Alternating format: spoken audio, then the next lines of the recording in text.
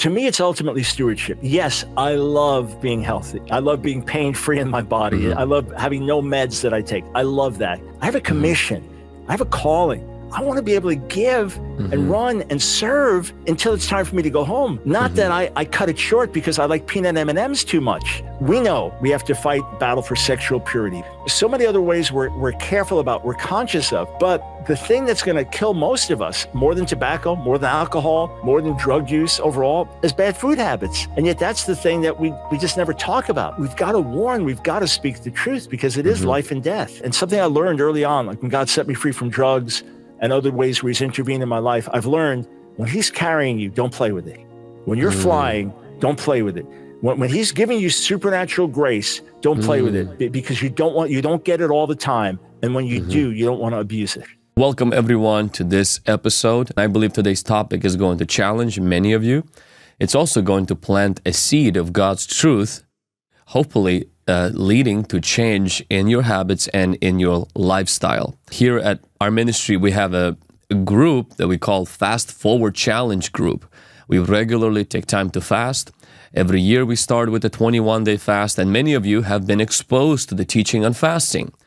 But fasting is not the only method to living healthy, because the benefit of fasting is really the spiritual more than physical.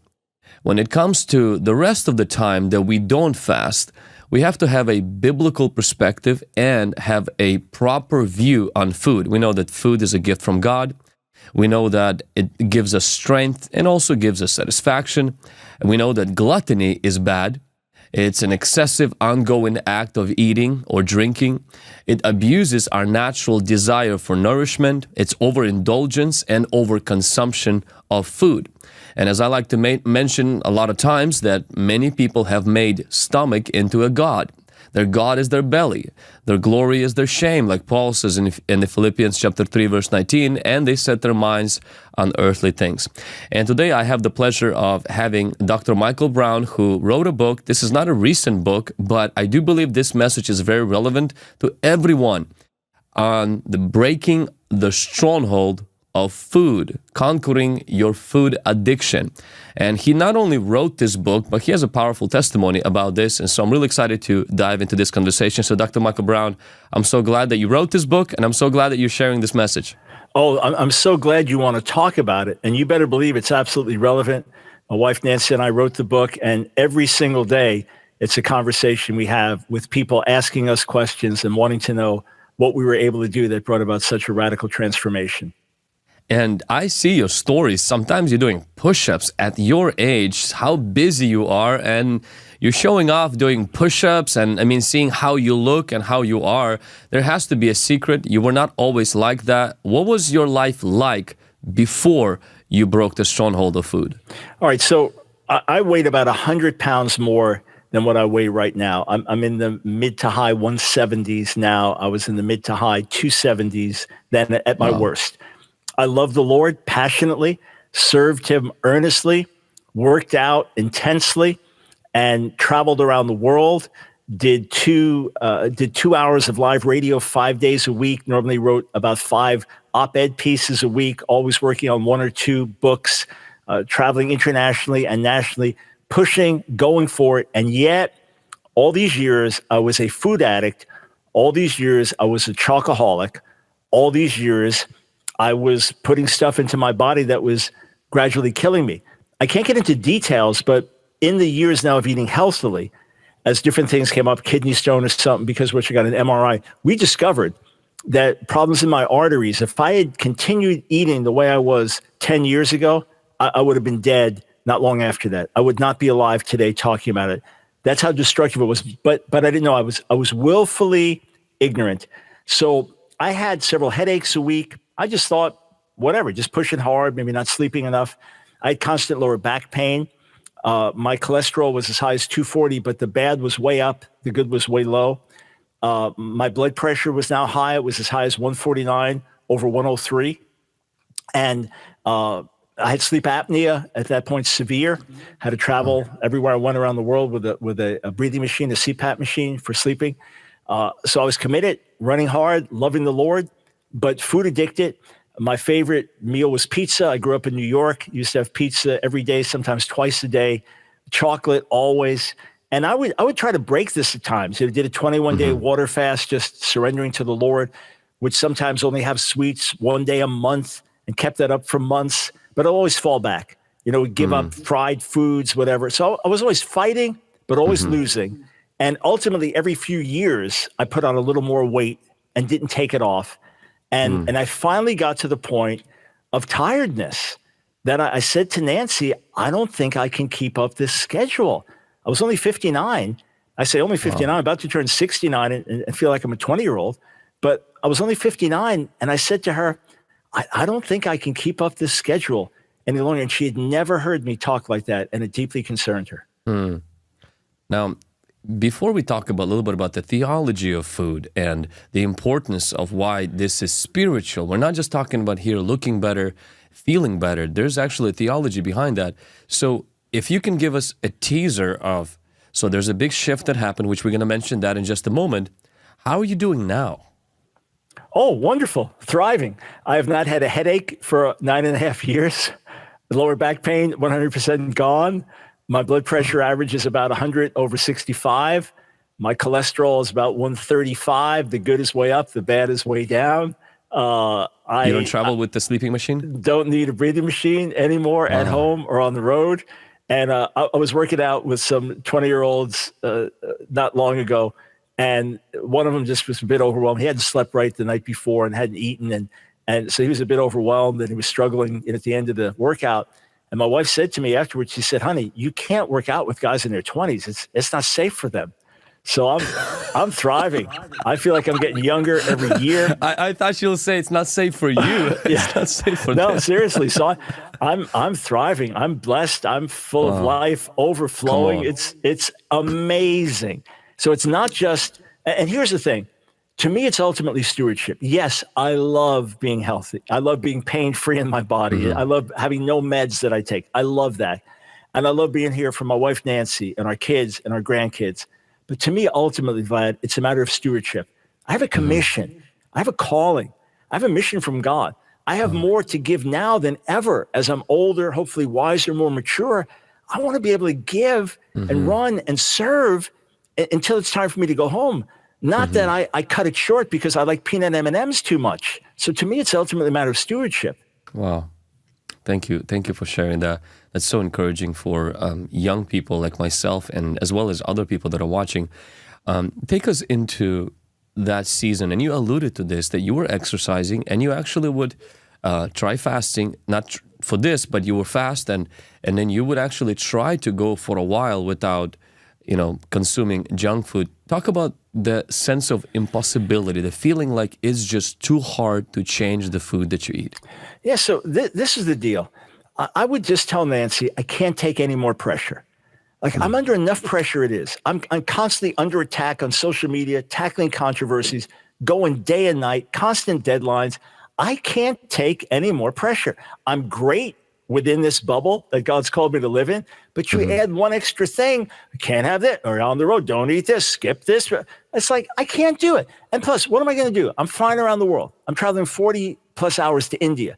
What am I supposed to do for food? What do I do when I get somewhere? I'm at the airport. It's the only thing.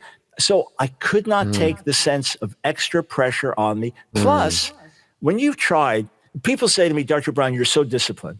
On the one hand, by God's grace, I am super disciplined like a machine. On the other hand, I tell them, if I was so disciplined, why was I a chocoholic at the age of 59? If I was so disciplined, why couldn't I give up simple foods that I knew were destructive? Because it's you got to eat every day.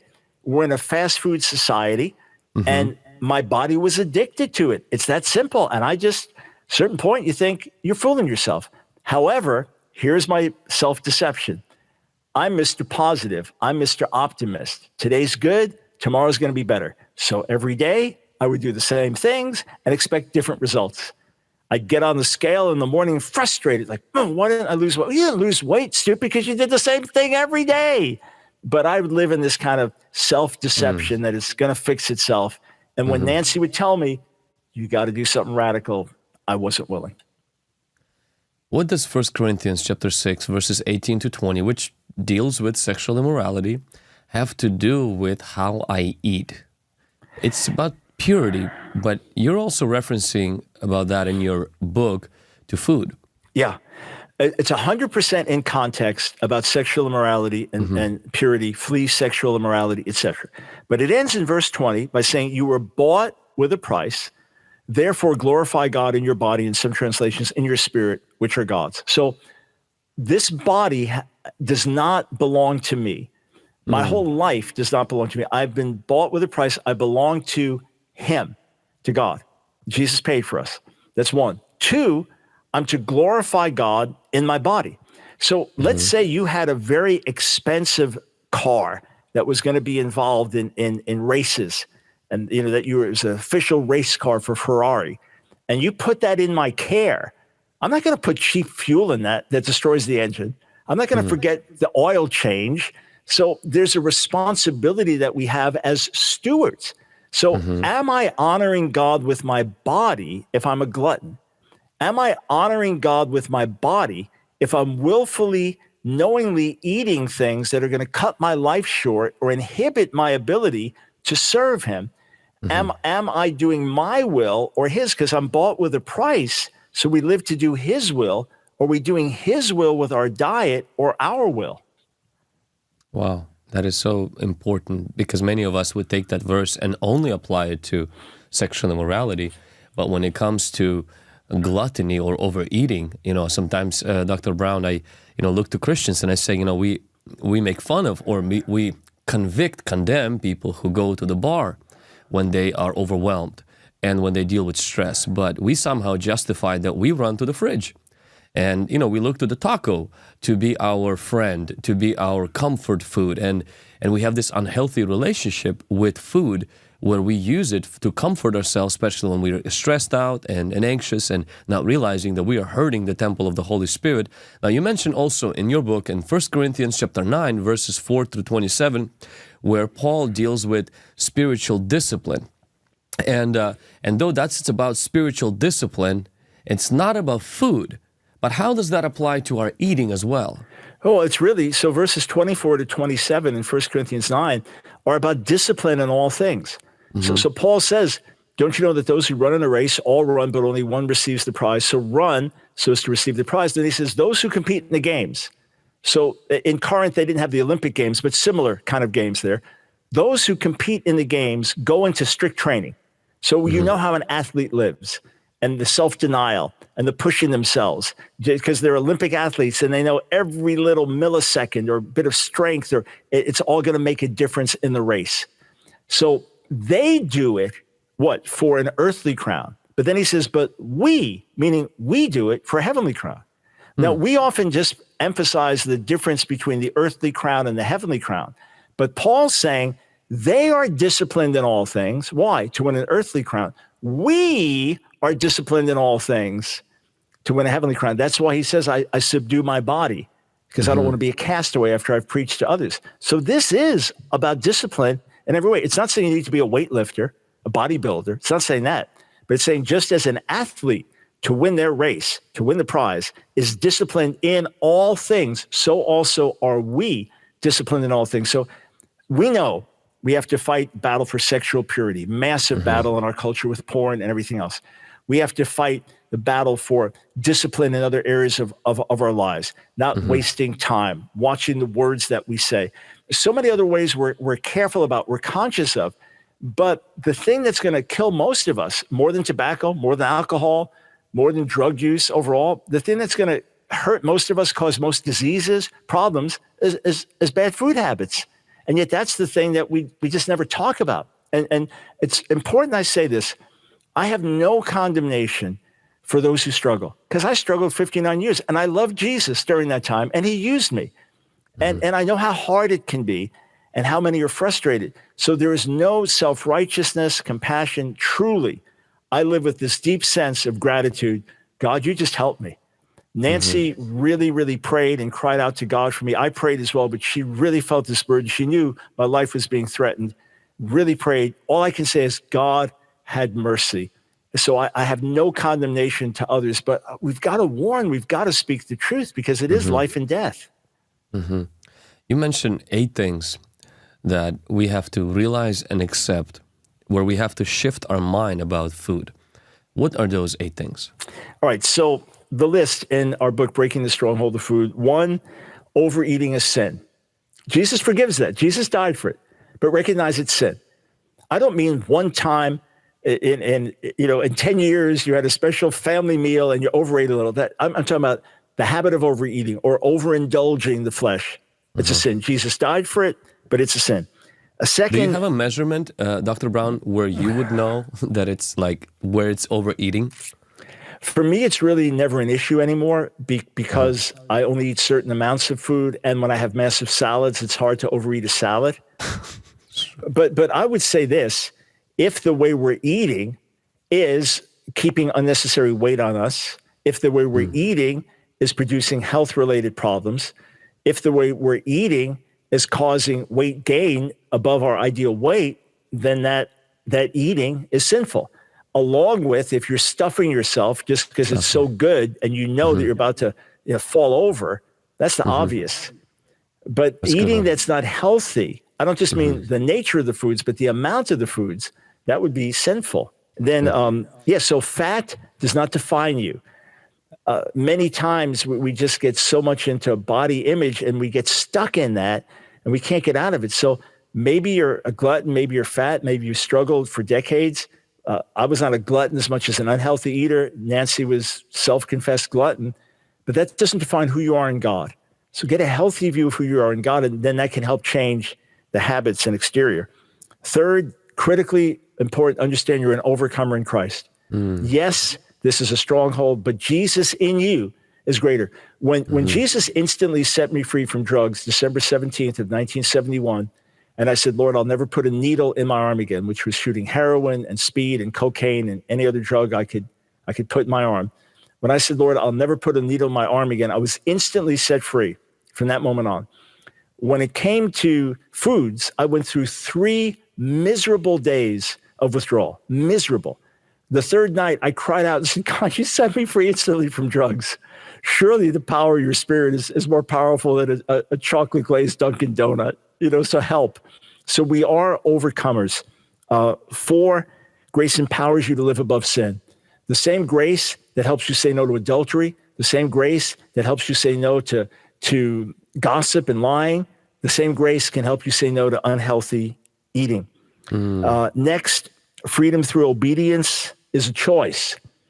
That it's not just going to happen. One day I'll feel, no, you have to make a choice. Once you are convicted this is wrong, you have to make a choice. That's how freedom comes. Spiritual warfare over food is real.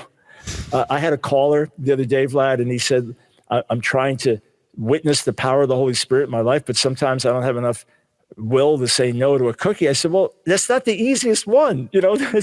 Discipline over food is very challenging. There is real spiritual battle. And aside from, strongholds where there could be demonic warfare, just the physical, mental, emotional addictions, very intense. With God, all things are possible.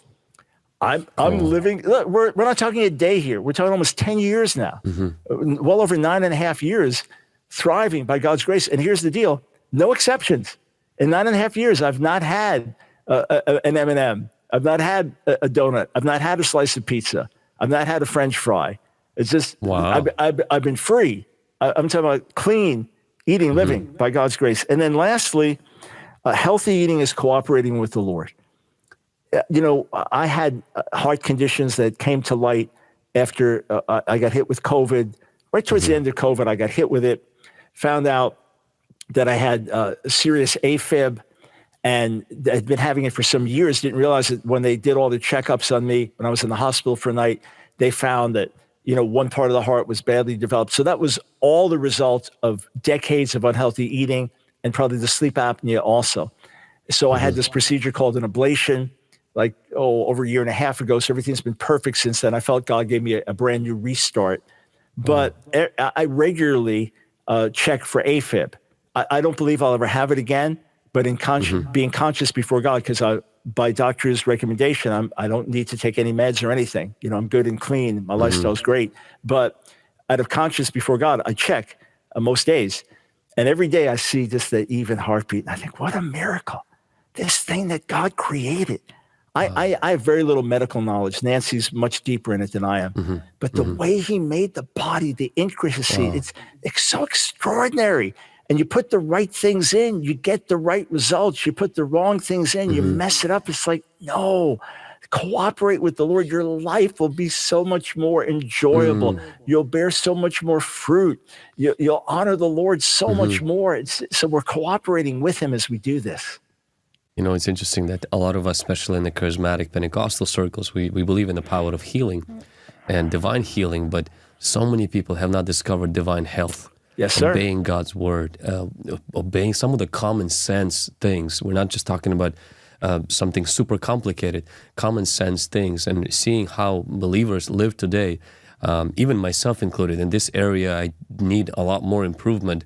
Ever since this fast we just came out of, there's been a lot of conviction in my own heart. My wife is the one that's a lot more healthy, and I come from a family that we lived healthy, but now living in the United States in the last 23 years, the kind of food that we have, and quickly you develop an appetite for that, and then you just begin to pack weight. I remember one time when I was still a youth pastor, my uncle, he rebuked me.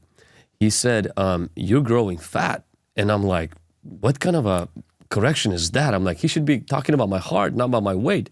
And he's like, you're supposed to be a soldier in the army of God. And he's like, your belly is, you know, the king is becoming too exalted, the king's stomach. And my pastor kind of gracefully, but he said, Vlad, he's like, you have to get your weight under control. He's like, you're very young. And he's like, once it starts accumulating, it's very difficult to stop. Yeah. And he's like, stop it now. And he's like, do whatever you need to do, live a disciplined life. And so what you just shared, these things, and I love how almost in every reference you highlight the importance of depending on God, because I know quite a few people who are struggling with this, and they've done, you know, everything under the sun, and they just seem to not be able to break this stronghold. You mentioned, and you go in detail about the whole idea of get thin, quick schemes, weight loss gimmicks. And have they helped you? Are there any shortcuts to good health? No shortcuts, but I tried them. And Nancy really wanted me to put them in the book. So it's embarrassing, you know, but I get these new pills. If you just eat these every day, then you don't need fruit because you're getting all the fruit that you need. Because I virtually never had fruit. I'd have normally a tiny little salad each day, most days, and then almost no fruit. But if you take these pills, it'll supplement that. Or eat what you want, and as you sleep, this will increase your metabolism. The most embarrassing. Remember, this is Dr. Michael Brown doing world ministry. I'm flying one day, and I see this ad, this anti-fat cream that you put it on, like your fat legs, you slime it on there, and it'll help reduce fat. So I bought it, but I hid it in part of the bathroom where I thought Nancy wouldn't see it because I was too embarrassed even to tell her about this scheme. And I remember putting it on the first time. It's like this greasy goop. So it sticks to your pajamas or it sticks to your bed. It's like, so I used it a few times. But I tried the stuff. It doesn't work. Here's the miracle. You get rid of the bad foods. You eat only healthy foods. Join that with exercise, and your whole life will change. Doesn't matter who you are. Doesn't matter what your background is. It just works. And, you know, probably from what I understand, 95% of most of the diseases that we battle with in America would go away if we ate healthily. And there was a colleague, a friend of Nancy's, that worked with someone who wrote, Dr. Joel Furman, this doctor. She worked with him, and we follow his guidelines, his Eat to Live guidelines. And she said, I would be in these diabetes groups where people would come with type 2 diabetes, and with doctors controlling things, you know, checking their levels and all this over a period of days by eating healthy food, getting rid of the unhealthy. They would be weaned off insulin.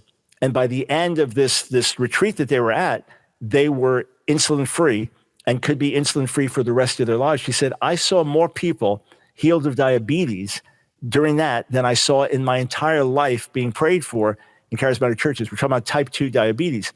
In other words, it's 100% diet-related. We may have genetic issues, but if the dietary changes are made, these things go away. And it feels like a miracle. But it's really not. You see your blood pressure drop. You see your cholesterol level out. You see all these aches and pains disappearing. And it's like, how'd that happen? Because God made the body the certain way. And when you put the right things in it and get rid of the wrong things, you get results that seem miraculous.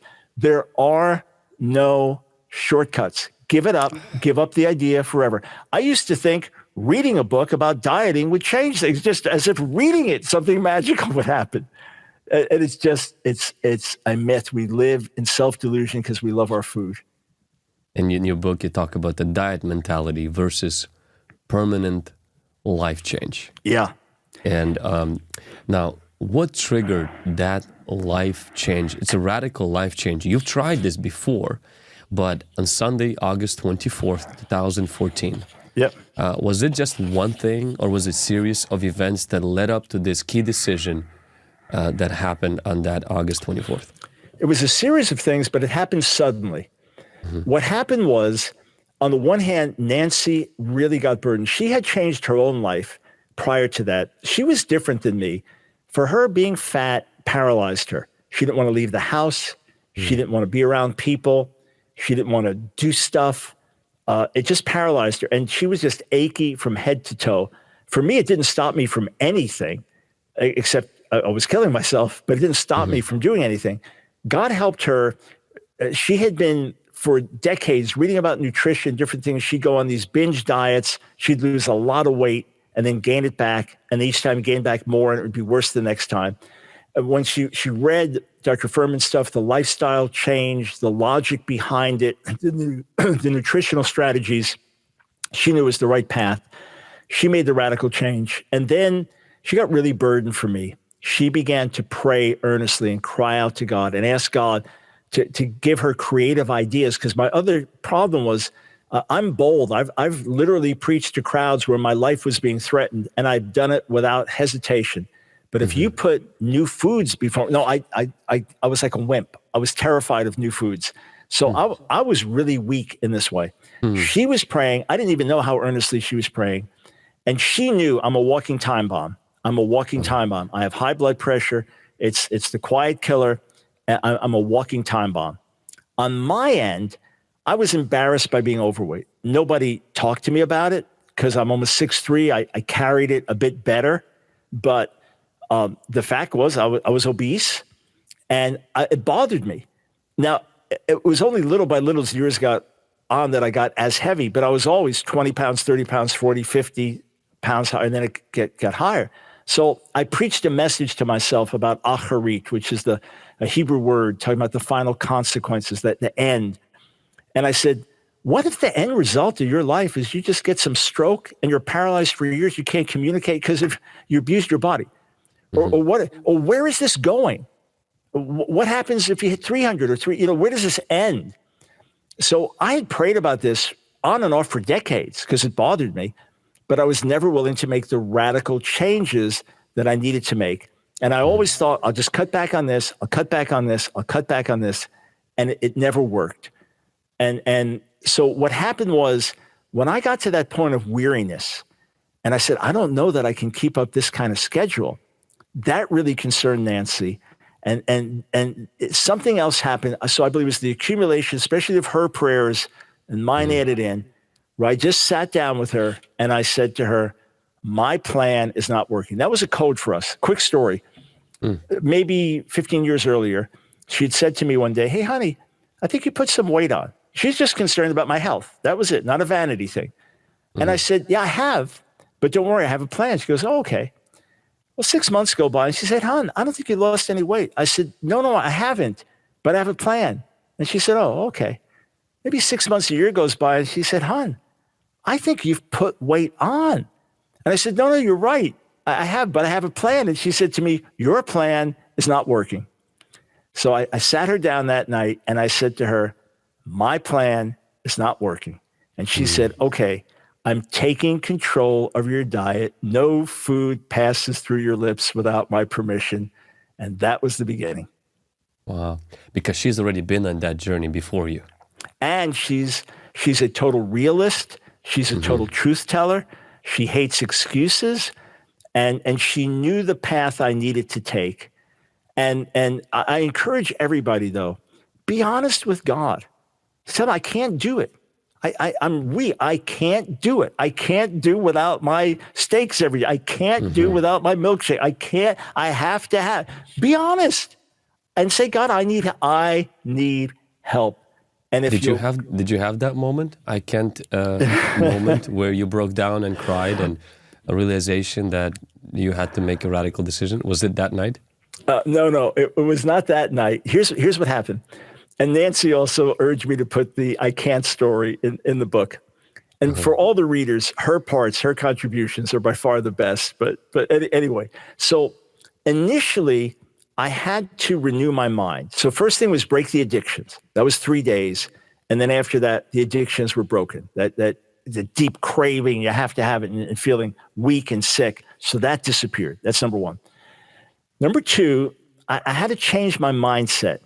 I was not a comfort food eater. I was not a glutton. For example, if I was going to have a Dairy Queen, chocolate blizzard extreme, I'd always have the largest, of course. That was maybe 1,500 calories just for that.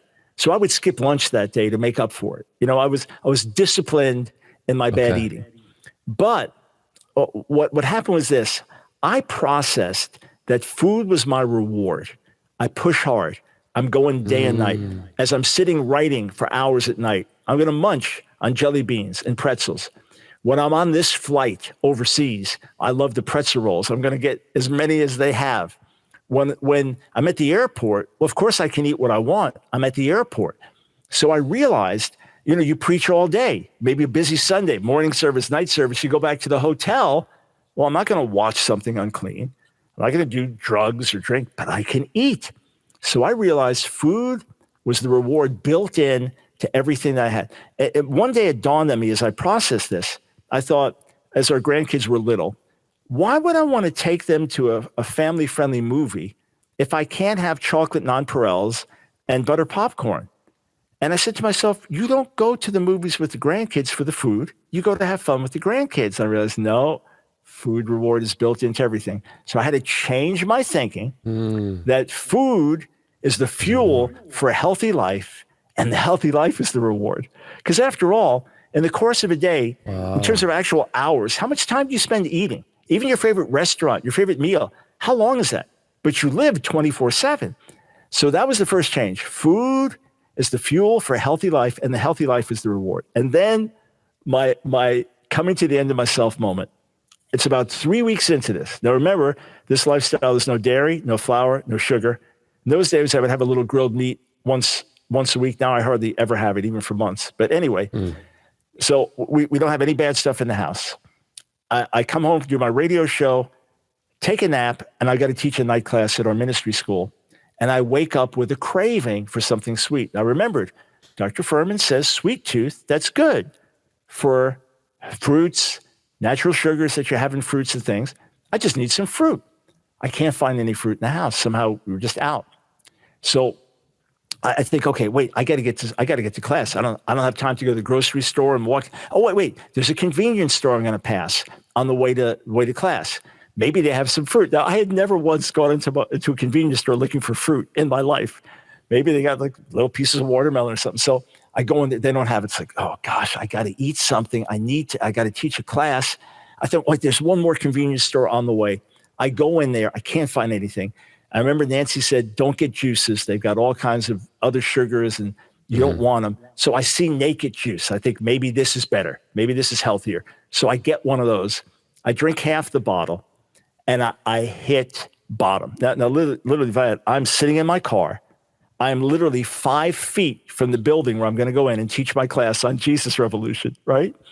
And I come to the end of myself and I thought, I can't do this.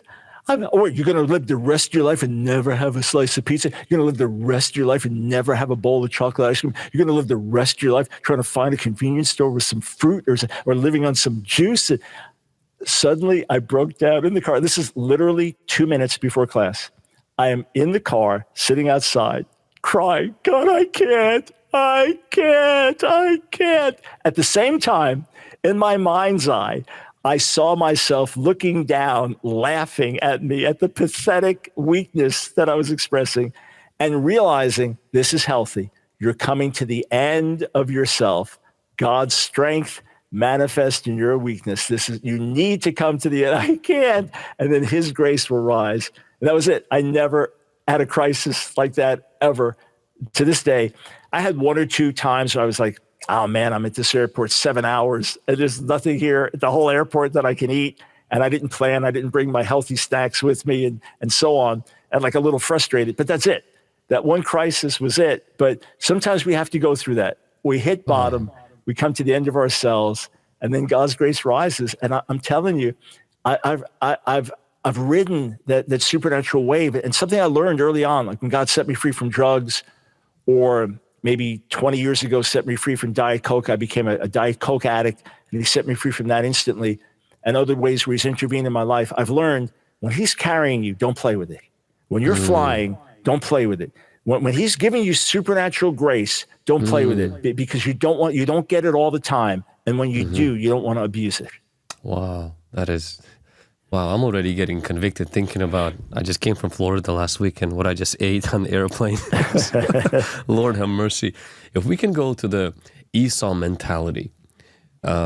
So you talked about that in your book, about the Esau mentality. And what do you mean by this Hebrew concept of final consequences? Yeah, so I alluded to it very briefly, acharit. So I'll talk about that and then come to Esau. The most famous message I've preached around the world, where people will come up to me 20 years later. They can't speak a word of English, but they come up to me and they go, acharit, acharit. It's something God opened up to me in the early 80s when I was teaching a class on Proverbs for the adult Sunday school in our church. And I was reading through the book of Proverbs in Hebrew.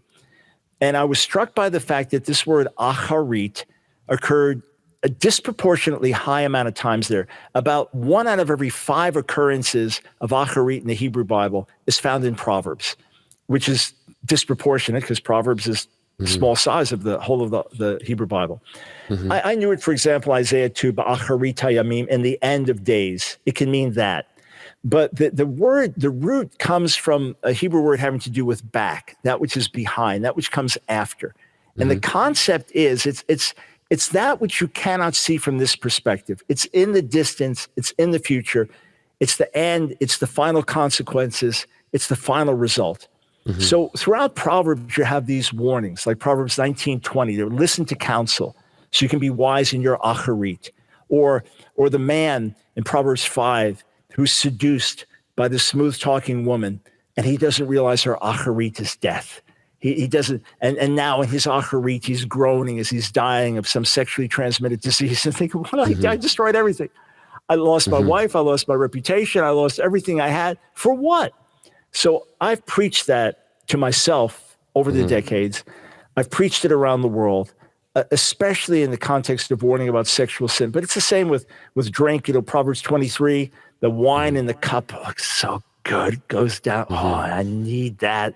Or, there's that ad on TV. Oh, I want that. But it says it's acharit, bites like a snake. So that mentality was the very thing Esau didn't have. And he thought, look, what's the good of a birthright in the future when I'm dying of hunger now? I need to eat this now. So Satan's thing is always the pleasure of the moment. You need this now. Yeah, you're married, but she's pretty and she likes your jokes. Yeah, you're trying to walk into sexual purity, but look, you need that release now. Just one website, one time. It's the same with us with food. We know it's destructive, or we put it out of our minds as unhealthy. Many of us are willfully ignorant. I was willfully ignorant. Nancy would want me to read nutrition books. I said, look, who do you listen to? One day butter's healthy. Now it's margarine's healthy. Now this is good. Now that's good. Here's a vegan guy and he dies of cancer at 30. Who knows? It's just everybody's got a theory. So I was willfully ignorant. But for many of us, we know that eating that cheeseburger and large fries and milkshake is not healthy, is not contributing to our well-being, but we want it now. We don't think about the acharit. Here's a guy eating unhealthily into his 40s and 50s. He's not thinking about the fact that he'll never see his grandkids because he killed himself with unhealthy eating. He's not thinking about the fact that a week before his daughter's wedding, he dies of a massive heart attack that could have been prevented. And instead of celebrating the wedding, they're all at a funeral. We don't think about that because we live in the moment. God's perspective is always wisdom looks at the acharit. And our perspective is always the pleasure and gratification of the moment. It's deadly, it's destructive, and we always live to regret it. That's so powerful. That is right there, so powerful.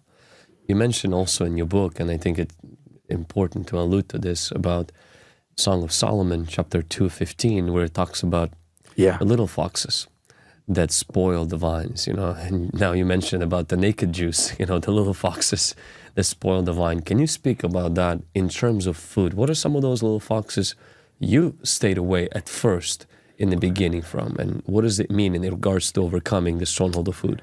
Yeah, well, what you have to do is first, anywhere where there's a stronghold, anywhere where there's an unhealthy habit, you have to cut it out. You have to cut it off, not cut it back. The diet mentality is basically you keep cutting back, so you're always frustrated. You're always not having enough. You're having enough of the bad to keep the appetite for it alive. Think of any wrong habit you have. Let's say you're addicted to watching some soap operas, if they still have them on TV, or something that's totally addictive to you. You're addicted to sports and gambling. Oh, I'm going to cut way back. I'm going to cut way back on gambling. I'm going to cut way. No. You got to cut it out entirely. Otherwise, you leave that thing alive. It's going to come back and bite. That's why Jesus doesn't say if your right hand causes you to sin, cut it back some. No, it's cut it off, metaphorically speaking. So wherever the strongholds are, you have to deal with it radically. And then you have to ask yourself, okay, what opens the door to a wrong habit? So maybe it's just snacking.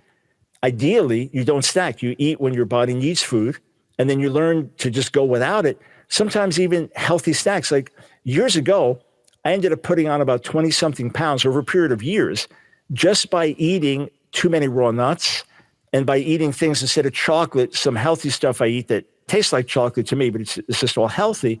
Just eating too much of that. And I realized I did not violate any of the principles. I did not eat a single bad food, but too much of stuff. So I just had to make that adjustment by God's grace, and so I realized, okay, just walk within these parameters, and anything that takes you out of that, look at it as that's my enemy. And then here's the other thing I'd say to this. And look, Vlad, we are Holy Spirit people. So your audience knows that. They know you. Some of them know me. I'm not saying this in an empty way, but Vlad, I feel the Holy Spirit on this interview. I feel supernaturally animated by God to talk about these things. What we're saying is true without the Holy Spirit's animation or anointing, but I sense God on it, meaning it's really important that you're bringing this up, and that by God's grace, many, many are going to be helped by it. But when I got saved, I was instantly set free from drugs. As I said, before that, I'd given up drinking, but I was not addicted to drinking. I would hear people share their story and say, I'm a recovering alcoholic. I'm a recovering drug addict. And I judge them. I judge them as weak and not fully understanding the liberty that we have in Jesus. And that's not who we are. We are transformed. I still believe that ultimately we should not think of ourselves as recovering, but as redeemed and transformed. But I realized, especially in the early days, I needed to have the attitude of a recovering food addict. In other words, a recovering alcoholic does not go in a bar, period. You don't go in a bar. You understand that. You don't, well, I'm just going to have a drink for my birthday. No, you don't even have a drink ever under any circumstance. When you're at the wedding and they toast the bride and the groom, you put it to your mouth and you put it down, or you stay away from the table entirely because you can't drink it. So I knew I had to have that mentality, at least at the beginning, and now it's lifestyle. Under no circumstances do I ever cross that line. Why? Well, what if just eating that one bad thing one time reopens the desire for it? Big problem. That's number one. Number two, if I eat the bad stuff, and this is what Nancy discovered, because she fell back and then had to regain her ground. Once you eat the bad stuff, the good stuff doesn't taste good anymore because your food, your tastes change. I love having salad. I love having fruit. I love eating healthy food. Stuff I would have gagged on before, I love eating now. But that can undo it. And then here's the big one for me. if I can find an excuse to eat something unhealthy today, grandkid's birthday, in this country only today, just published another book, whatever, I could find an excuse to eat bad any day. So it had to be this radical, rigid line. And not everyone has to live by this, but most people that Nancy and I have encouraged and counseled, the great majority, they have to live with the either or mentality, because the part way most of the time just doesn't work. Wow. That's so strong. And I think this is so important what you just shared. And in your book, and something that I think you just already alluded to this, you mentioned about 10 recommendations for healthy lifestyle. Would you go through them? Yeah. And maybe how does that apply in your life? So don't diet, get a lifestyle change. I do not diet. I eat differently. I live differently. The dieting mentality, it's yo-yo, it's up and down. And then each time you end up with more fat cells in your body, you end up more unhealthy, more discouraged. Secondly, don't cut back on bad foods. Cut them out entirely. Replace them with good foods. So I alluded to that briefly, but it's not a matter of me having less M&Ms or less milkshakes or less French fries or less burgers and buns and whatever. No, it's a matter of don't have the things that are unhealthy at all. For example, married to Nancy, going on 48 years. That's it. I'm married to her. I'm not married to anyone else. I don't have sexual relations with anyone else. I don't have emotional connection to any other woman because I'm married to her, right? I don't share that. So, and someone said to me, Jesus is the first of many lovers. He said, my wife wouldn't like that mentality, right? So we have to cut the other loves out. And then if you want to get free, that's the only way you're going to get free. Otherwise, like a porn addict saying, I'm just going to only watch porn once a week. And for less time. No. By God's grace, you cut it out. Then you can experience freedom. Number 3, recognize that food addiction is real and deadly. The vast majority of us in America are food addicts in one way or another. Joel Furman had in one of his books, he do this little survey to see if you're a food addict. And, you hide food secretly. You do this, went through all the different, you have to have certain things. And maybe there were 8 items. And I was like 3 out of 8. I thought, that's pretty good. And he said, if you have any one of these, you're an addict. It's like, oops. So it's real and it'll kill you. And it'll lead to all kinds of unnecessary diseases and pain and suffering. And the younger you are, the less you feel it. But the older you are, you now reap the results of what you did in your younger years. So if you can get it right when you're young, if I'm thriving like this, going on 69, thriving by God's grace in every way, what would have happened if I made these changes 40 years earlier? Who can imagine? Then next, learn the difference between toxic hunger and true hunger. This is something I only learned through Nancy and Dr. Furman, but a lot of our cravings when I need to eat, I want to eat, I feel weak, that's toxic hunger. That's the food addictions.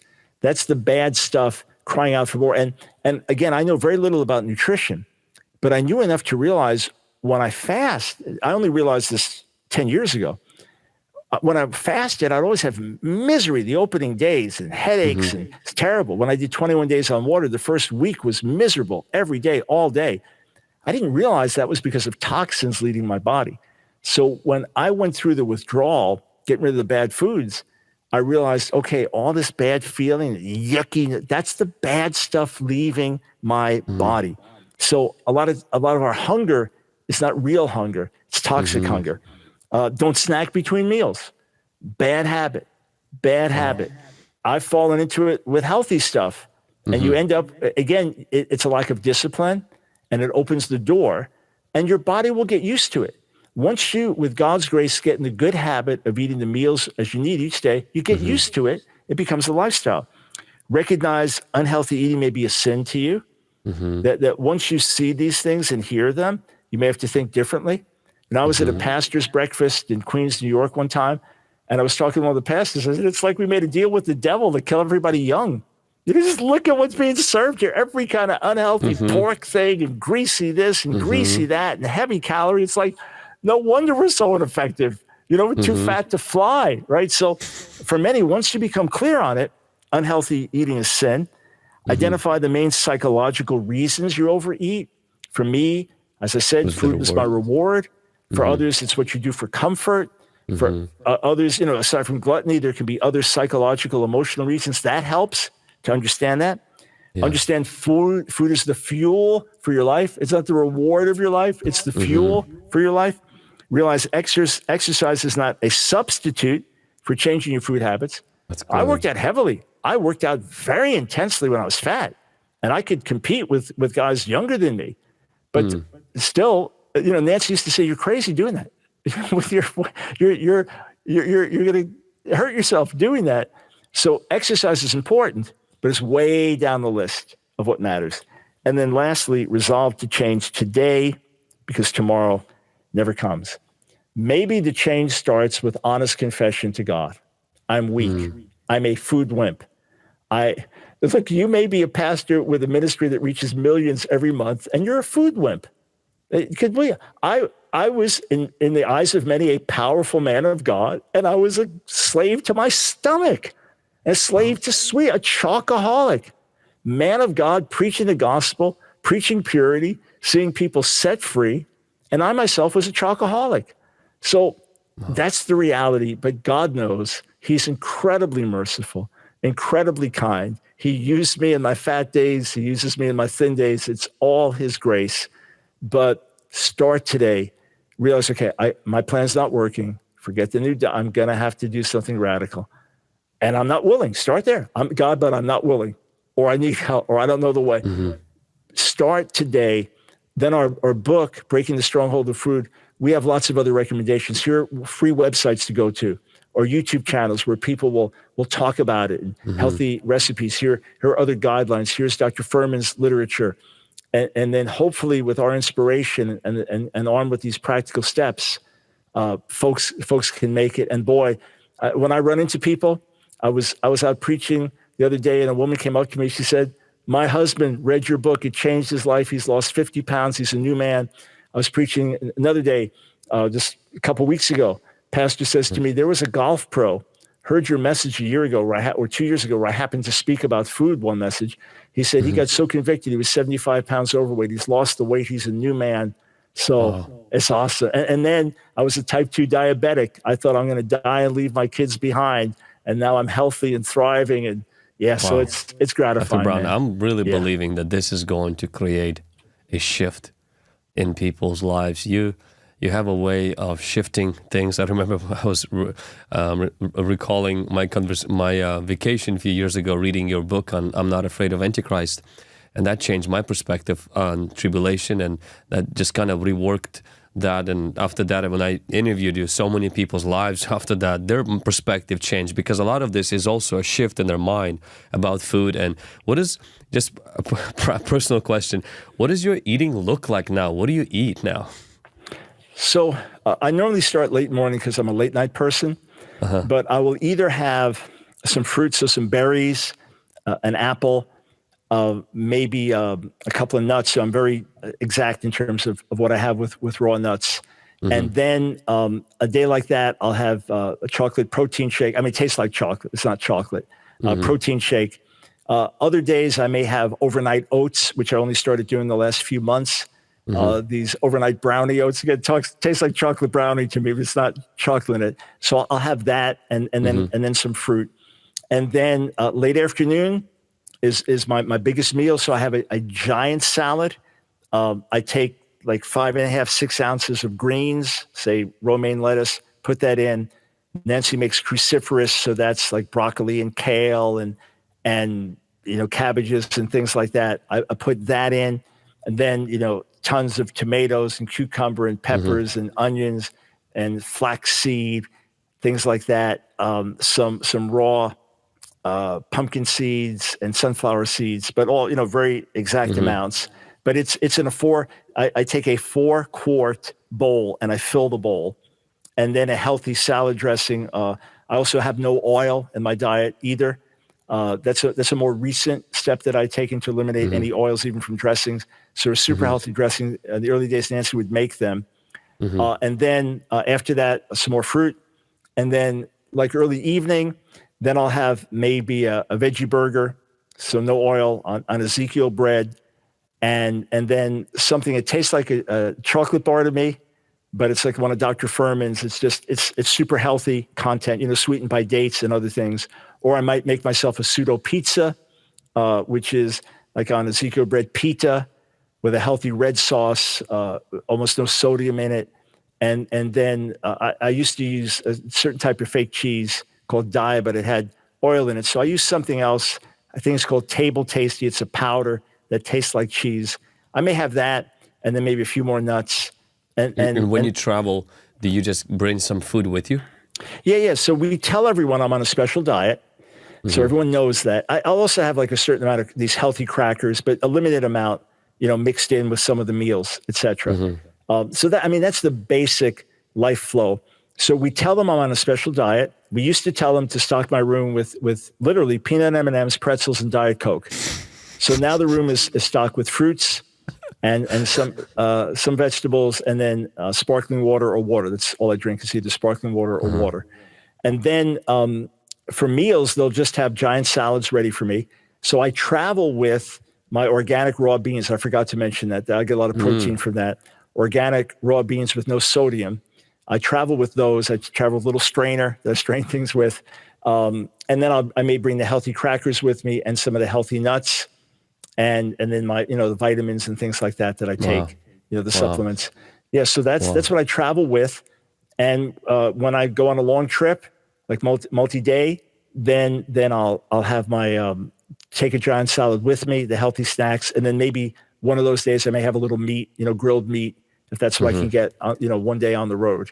And it's been, 9.5 years, done it literally around the world. In fact, when I first started traveling, when God convicted me to make this lifestyle change, in the months immediately afterwards, I had to go to Singapore, to Hungary, to India, and Malaysia within the next 4 months, along with all over America. And Nancy would just pack. She made special meals. She makes these unbelievably healthy soups. That's the other thing, freezes them. And then I'll have, a couple of those a week.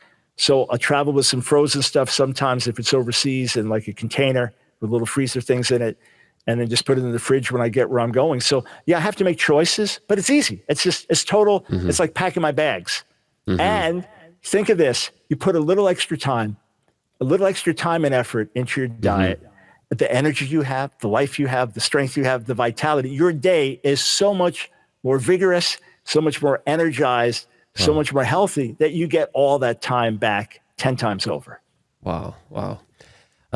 Dr. Michael Brown, would you just say a prayer for people who are convicted right now, but they're not in that place right now where they don't feel that they have any strength to make those changes? Yeah. So, Father, I'm so thankful for the mercy you've given me. My only boast is in you. My only boast is in you. You intervene in my life and you help me, and it's that simple. So I'm asking you to do the same for others, to intervene in their lives. The mental switch that has to happen, the emotional switch that has to happen, the support that they need, the conviction that they need, the guidance that they need. Intervene so that every single one that says, I want to live differently, I want to be healthy, I want to be a good steward of my body, that you would give a path for every single one, and that you would not stop convicting them in your loving way and reminding them until they get on that healthy path. God, we need your grace. The same grace you gave me, the same grace you gave Nancy, I'm asking you to give to every single one. Give them a spirit of honesty with themselves and with you, and may you set them free for life. In Jesus' name, amen. Amen. Thank you, sir, for your time. And guys, we will attach links to the books, to the book of Dr. Michael Brown, as well as some of the links that he made reference to, some of the tests. We will attach them below this video. But if you got convicted, if you got touched by the Lord, by the things you've heard, I want to encourage you to get the book. The reason being is that you need to feed that fuel right now, this knowledge, so that the Lord can bring a deeper conviction. As what you've heard right now, this is not done in our own strength. This is a stronghold. That's why we call this, not for YouTube clickbait purpose, but it's really a stronghold for many people. You have to do spiritual warfare. You have to know the truth and rely on God. So thank you, sir, for joining with me and for writing this book and speaking this message to the rest of the world. Hey, really, thank you for hosting me, for asking the right questions, for really preparing for this. And for everyone out there, we send out inspiration, encouragement every week. If you don't get my newsletter and our information every week, go to thelineoffire.org, thelineoffire.org, our frontline newsletter. We'd love to pour into you, be a blessing to you.